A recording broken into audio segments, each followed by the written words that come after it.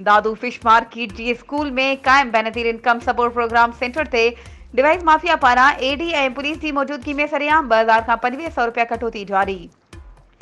शदीद गर्मी सबब औरतुनि जी हालत ख़राब, पीअण जे पाणी ऐं वेहण लाइ औरतूं सख़्त परेशान।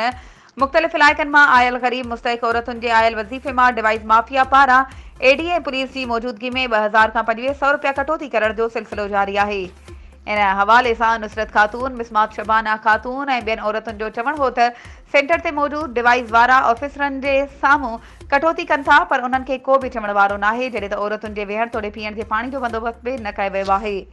जंहिं करे औरतूं बेहतर परेशान थी वियूं आहिनि। हुननि डीसी दादू खां मुतालबो कयो त नोटिस वठी ज़बरदस्ती कटौती कंदड़ डिवाइस माफिया ख़िलाफ़ कार्रवाई कई वञे।